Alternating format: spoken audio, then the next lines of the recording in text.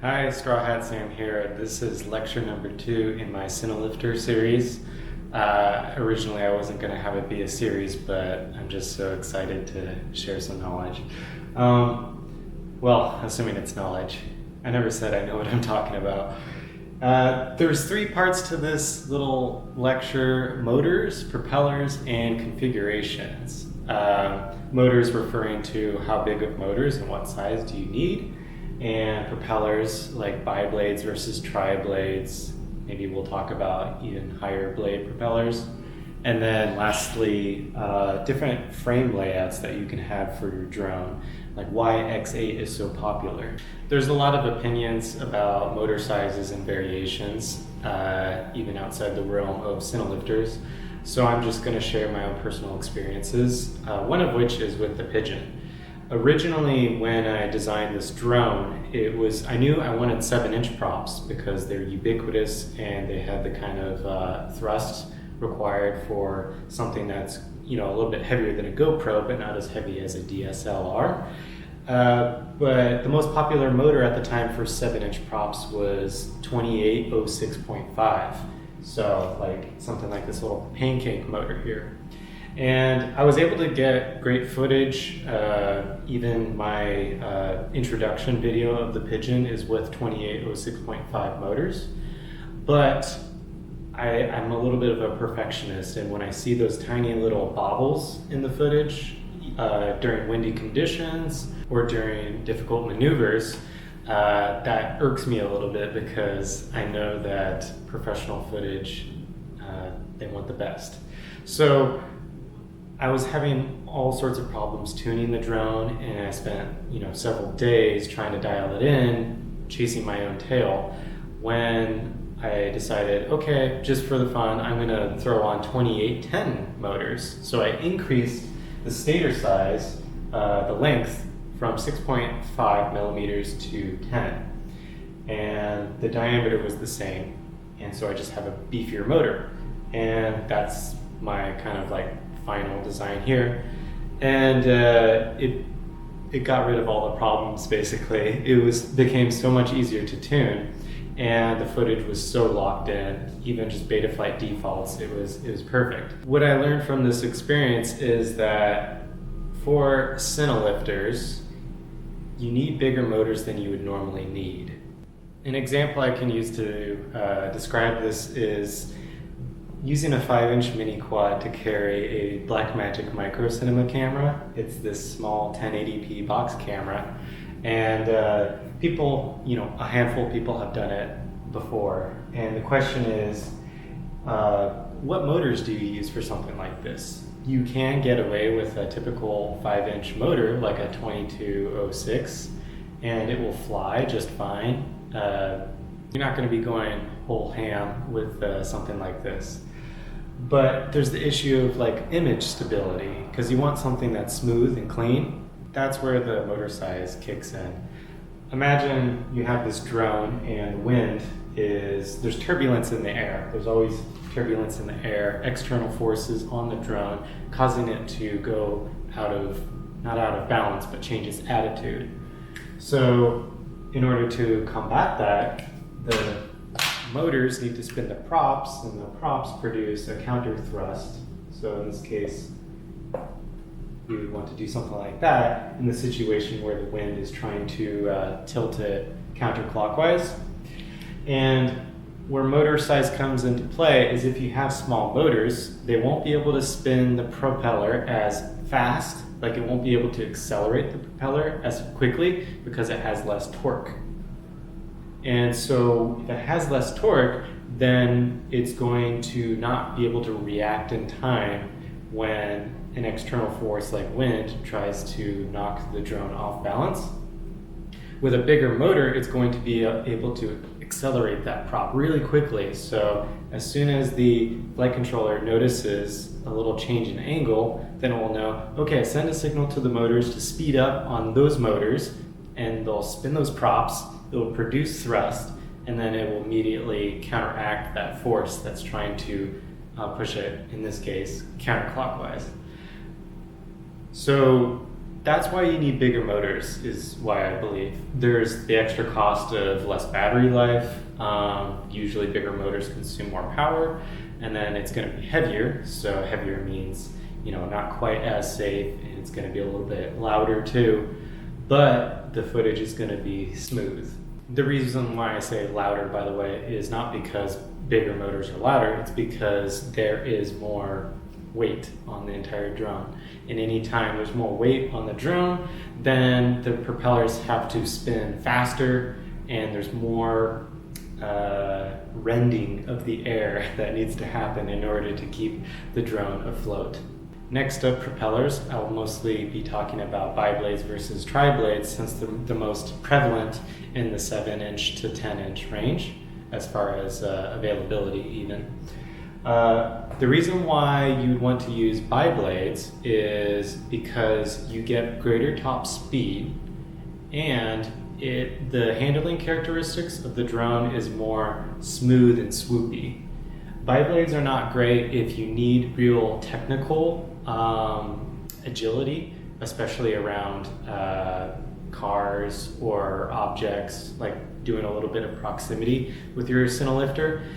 Unless your car that you're chasing is over 100 miles an hour, then you want to stay away from Biblades, because with Triblades you have more control over your craft.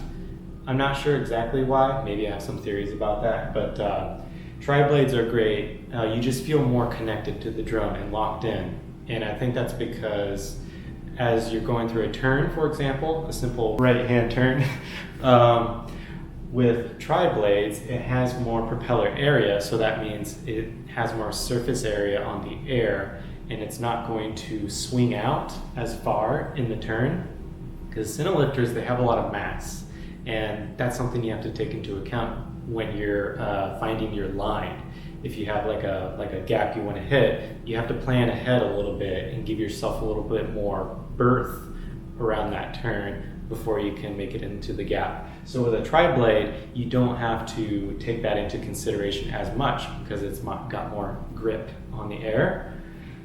But the downside of Triblades is the top speed suffers a little bit, and like for example, the same X8 configuration with all Biblades might reach a top speed of 109 miles per hour.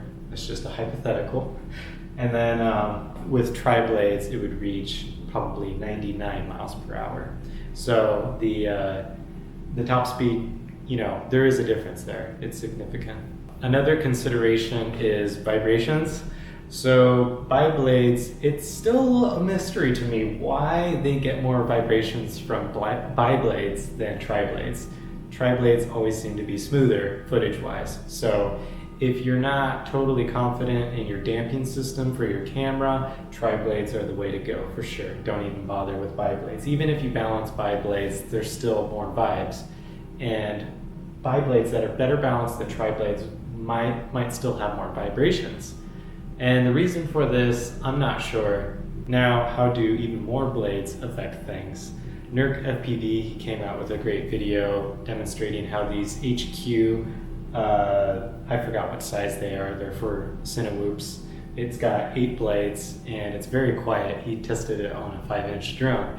And sound is another consideration. With Biblades, it's a lower pitch register, but the sound it produces isn't as irritating as Triblades in my experience. So if sound is a consideration, then that's something too. If there's any propeller manufacturers out there listening to this, I would love something like this for a 5-inch propeller, just to try that out. It doesn't even have to be 8 blades, it could be 6 blades. My worry with multiple blades though is there's not enough meat on the propeller hub to attach to each blade, so there is a risk of your blades coming apart. And this is a problem with those HQ and those old Gemfan propellers that have 6 blades that are 5-inch. Those had issues with exploding, which would be even magnified more with a lifter, like a ducted Cinelifter, like the Insider. So if someone could come out with a sturdy 5-inch ducted drone, propeller, that would be awesome. Now, meshing these two topics, what motor propeller combinations are good? As far as stator size, this is limited to manufacturer's options. And Brother Hobby, they seem to be very reliable motors in my experience and have a good variety. So those are the stator numbers that I'm going to be referring to mostly. For 7-inch, people use 2806.5 all the way up to 2810, like on the Pigeon. Pigeon uses 2810, or even like Kebab's motors, which are like 3108 or 3107, I forgot, maybe not even 31, but they're big, but not as big as the 2810s. How do you distinguish which stator size to use? KV and your motor and your drone configuration has to do with it. Let's talk about KV first, because drone configuration is later. For a smaller size motor to run a certain prop, the KV has to be a little bit lower because you have more torque at the lower end of the throttle curve. So what's the throttle curve? I'm not sure if this is like standard layout, but this is what I came up with. Red is a relatively low KV motor. So for 2806.5, maybe 1100 KV on 6S. And then blue is a higher KV, so maybe like 1500 KV on 6S. For the lower KV motor, it's going to have more torque for the lower end of your throttle percentage. And it might even be the majority of the throttle percentage that a lower KV motor has higher torque. And higher torque means it can accelerate the propeller faster, and then your drone will be more stable in the air. And then high KV is good when you're going to be at the top end most of the time, like if you're like a racer, or if you're going to be chasing, drag cars, dragsters? Yeah, dragsters. Then a higher KV motor is going to have a little bit more torque at that upper end of the throttle percentage. So for 7-inch motors, the range of KVs for 6S, 6 cells, which is like 24 volts, I would recommend 1100 kV to 1500 kV. And the way you choose which KV, I would prioritize the ability for your drone to be stable in the air. And so if you're restricted to small motors, I would go lower KV. So your drone isn't going to be as fast, but at least it's going to have that torque in order to maintain the drone's attitude, which will reduce those bobbles in the footage. But if you have bigger motors, like the Pigeon, the 2810 motors, you can step up your KV. So not only is it stable, but it can also go faster. The issue is battery life suffers because of that. Also concerning the Shen drone's thick, 2806.5 motors are the most common for thick owners, especially those new to the thick.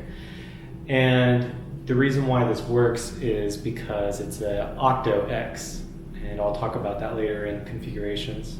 For 8-inch props, currently the best configuration is just do 2812, the 11D 15 kV variety. It's like a good balance of top speed, but also stability and control over the propeller.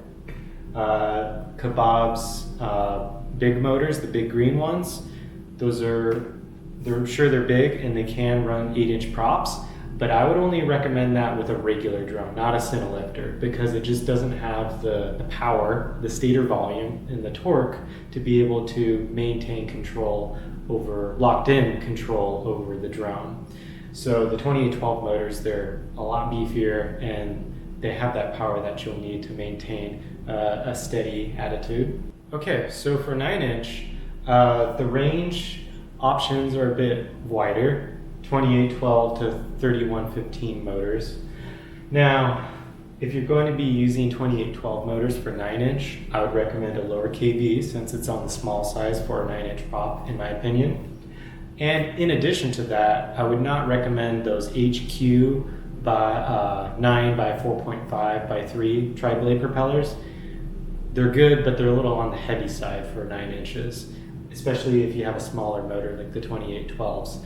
For 2812, I would recommend the Master Air Screw 9x4.5s. They're a lot lighter, like a handful of grams lighter than the HQ props. So with a lighter prop, it's going to be easier to accelerate it, and that means it's going to be more responsive to turbulence and wind.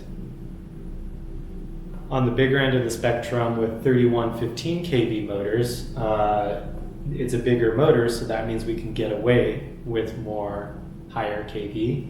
And an option that I would recommend is the 1050 kV.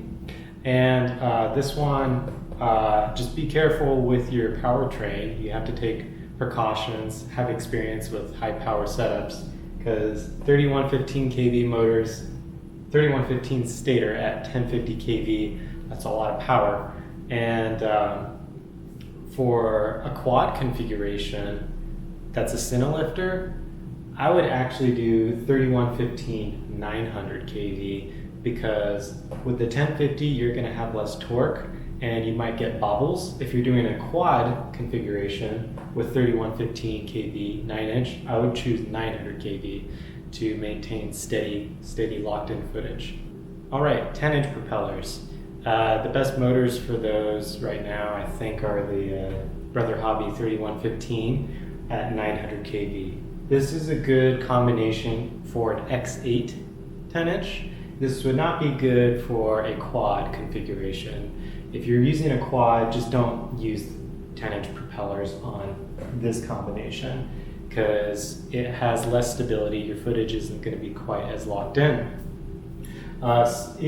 You can get the 640 kV and run 8S like Catalyst Machine Works Money Shot Mini, or you could even run it on 6S. On 6S, it's going to be a real pooch, as UAV Tech says, but at least that footage is going to be locked in. And then, a little bit bigger might be better for 10-inch propellers. There's some KO motors, KO Technologies. They have a new smaller size motor that I think is meant for these really aggressive 11-inch Master Air Screw, like X-Class propellers. People are getting really high top speeds with those.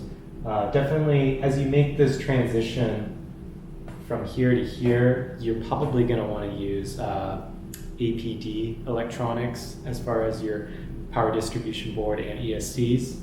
With 3115 900 kV, 3115 1050 kV, you can get away with 4-in-1 ESCs, but you have to take precautions.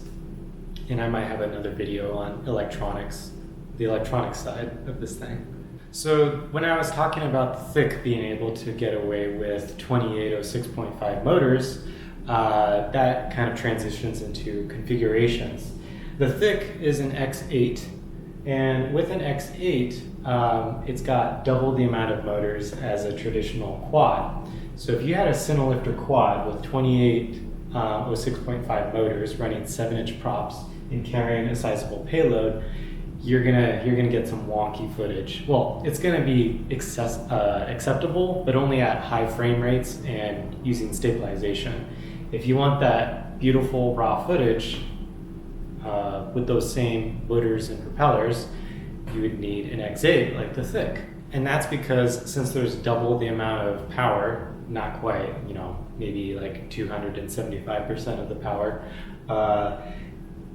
the motors and the propellers are going to have a lot more authority over the craft in order to keep that angle as stable as possible when the wind hits it.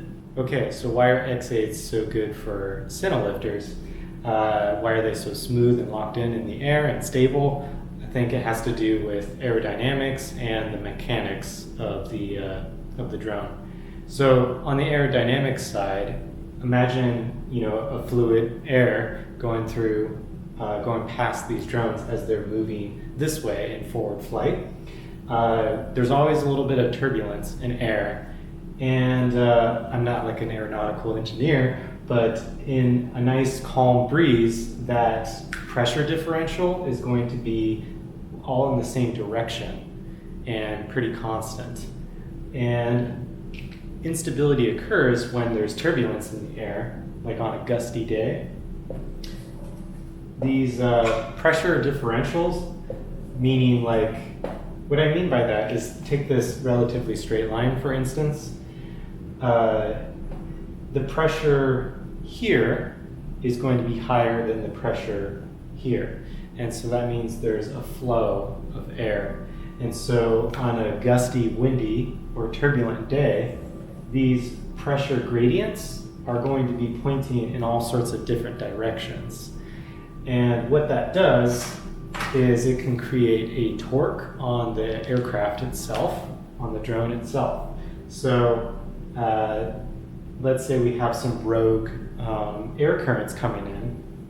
What they might do is create a torque on your drone, causing it to level out when it doesn't want to.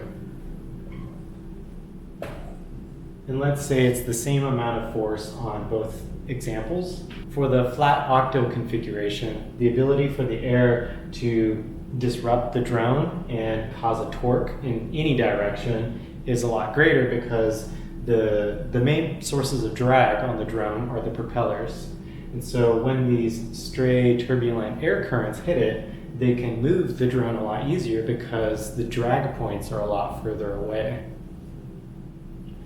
For the X8 configuration though, when these stray air currents hit it, since the main sources of drag are the propellers here, they're a lot closer in, so the air has a lot less torque on the drone. But that's not the full story. Like with an octo, since the motors are spread out further, that means they have more torque themselves to be able to change the attitude of the craft.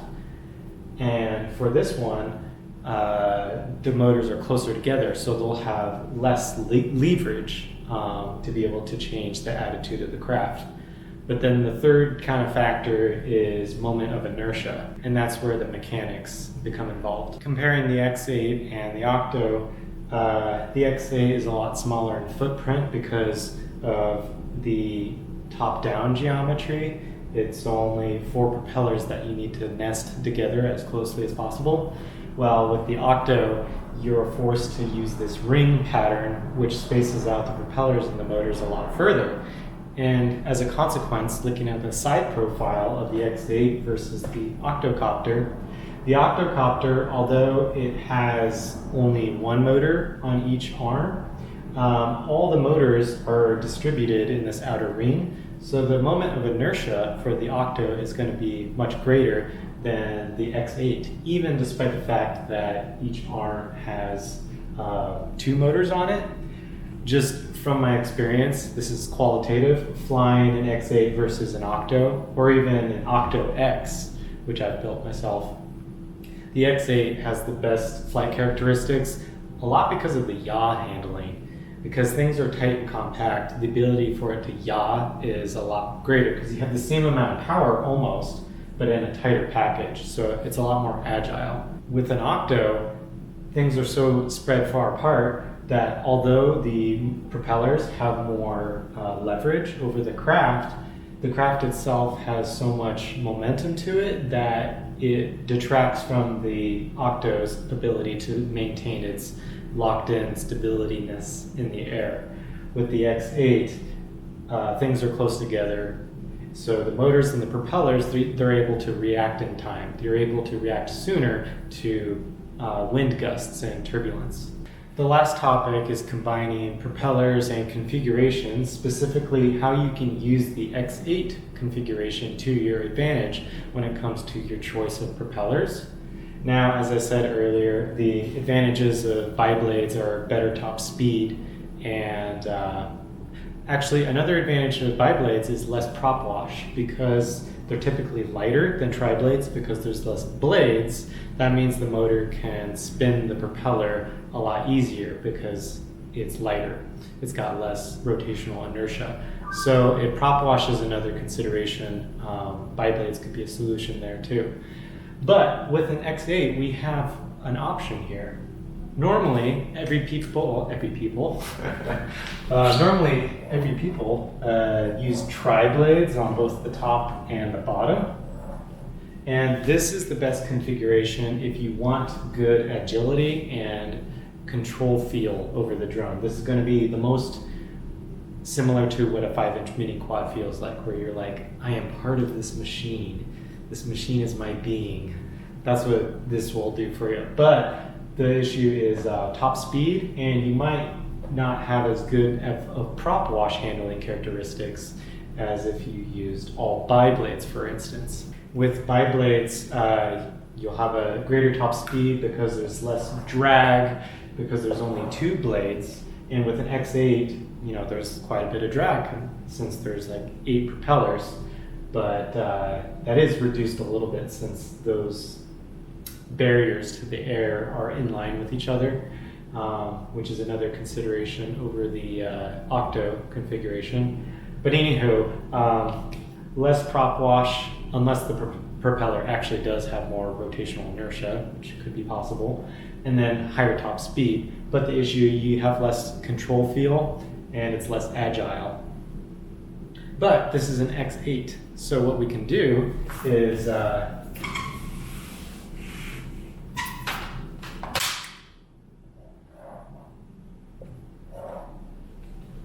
we can mix it up. Triblades on top, Biblades on bottom. Now, which is better, Triblades on bottom or Biblades on top? Think about it. My opinion is Triblades on top, Biblades on bottom is better. Why is that? It has to do with aerodynamics and also availability of propellers. So APC, manufactured propellers, they make a wide variety of propeller pitches for Biblades.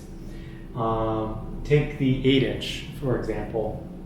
We're kind of limited on our Triblades. It's mostly just 9 by 4.5, and they work great. But with APC, you can get 8 by 8 propellers, so that means 8-inch pitch. So they're a lot more aggressive than the Triblades above them.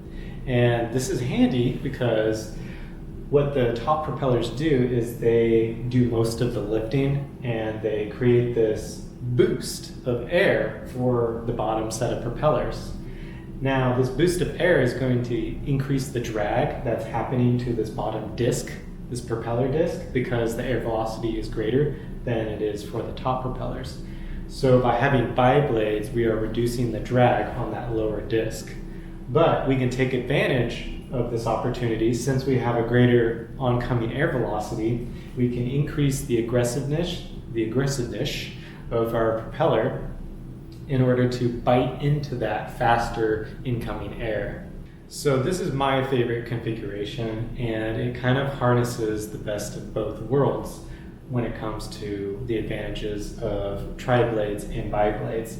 It's not one of those things where it's like half-assing it, where if you try to split something up, the sum of the parts become less than the thing becomes less than the sum of its parts. It's not one of those cases. I think it becomes greater than the sum of its parts when you mix the two together. Because with Triblades on top, the low-end control feel of the craft is still there. You'll be able to navigate around, you know, basketball poles and be able to get close to cars and maintain control.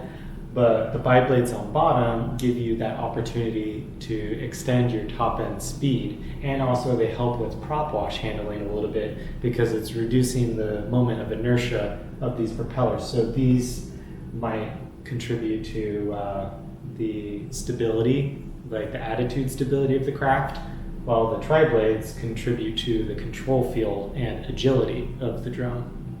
That's it for this video. If you have any recommendations for topics that you'd like to see me cover, let me know in the comments below. Otherwise, have a great day.